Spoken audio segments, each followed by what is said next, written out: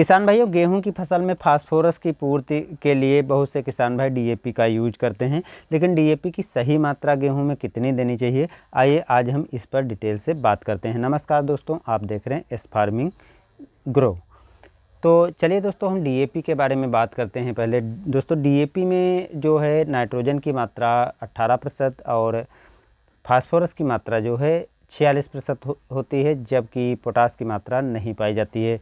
तो इसमें नाइट्रोजन और फास्फोरस की आप अपने फसलों में पूर्ति कर सकते हैं।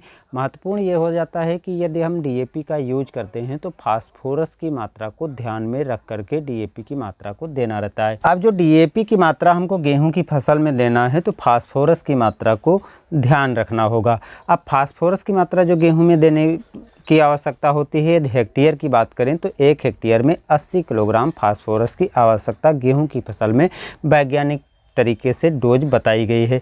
बाकी आप मिट्टी की जांच के आधार पर डोज कम या अधिक कर सकते हैं, जैसी आपकी मिट्टी में फास्फोरस की उपलब्धता होती है।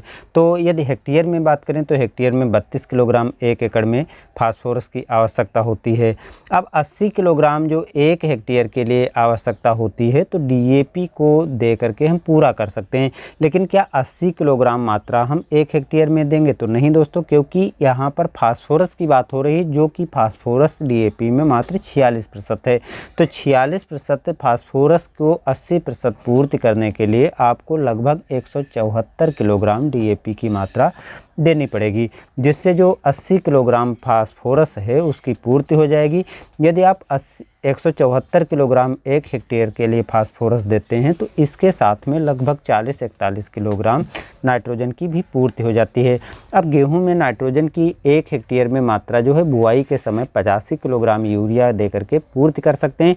क्योंकि यहाँ पर 41 किलोग्राम नाइट्रोजन की पूर्ति हो रही है तो 85 किलोग्राम जो आवश्यकता है तो उसकी हम मात्रा को आधी कर लें तो नाइट्रोजन की पूर्ति कर लेंगे। यानी यूरिया की लगभग 30 से 35 किलोग्राम मात्रा दे करके हम नाइट्रोजन की भी पूरी मात्रा कर लेंगे, जिससे जो नाइट्रोजन पे हमको अतिरिक्त खर्चा करना होता है, जो हम सिंगल सुपर फास्फेट देते हैं, तो वो हमारी बचत हो जाएगी और यहाँ पर डीएपी के माध्यम से हम पूर्ति कर देंगे।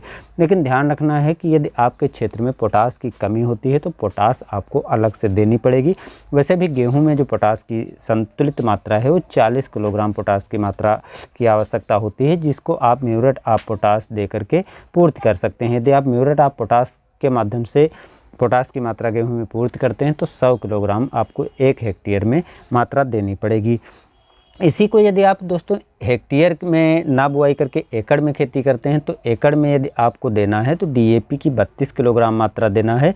और जो आप यूरिया देंगे तो डीएपी के साथ में जो यूरिया देंगे तो आपको आधी कर लेनी है, यानी 34 किलोग्राम की यूरिया आधी कर लेनी है। लगभग 17 किलोग्राम आपको यूरिया भी साथ में मिलाकर देना है और 24 किलोग्राम जो आपको पोटास की आवश्यकता पड़ेगी तो 40 किलोग्राम आप म्यूरेट ऑफ पोटास दे करके पूर्ति कर सकते हैं। तो जो डीएपी का कम्बिनेशन है उसको आप देने के साथ साथ आपको पोटास और यूरिया की मात्रा भी देनी पड़ेगी।